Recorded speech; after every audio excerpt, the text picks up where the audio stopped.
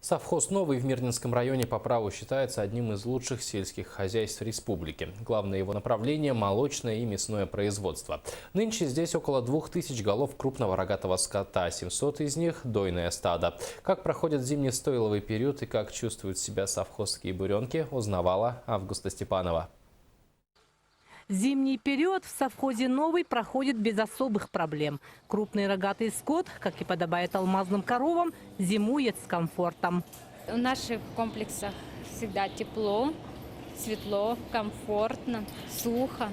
И вовремя делается у нас ремонт, и дойка у нас механизирована. К началу зимовки в хозяйстве совхоза насчитывалось около 2000 голов крупного рогатого скота. Обошлось без потерь.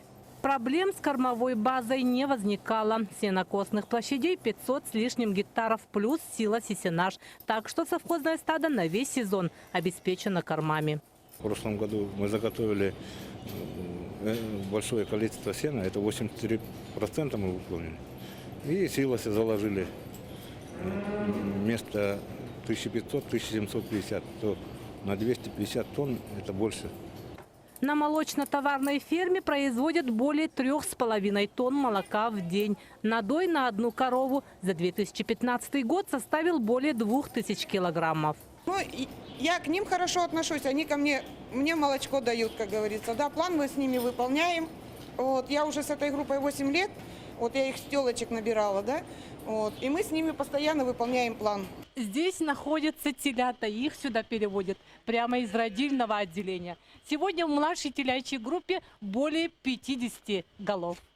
Телятница Мария Кугданова к молодняку относится с особой любовью. Ведь это надежда на светлое будущее предприятия. Они требуют очень много ухода. Они как маленькие дети. Требуют любовь, ласку. Сколько раз кормите? День 3 раза кормим, как ребенка.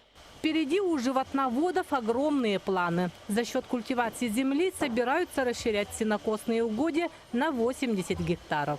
Августа Степанова, Алексей Меркулин, телеканал «Алмазный край».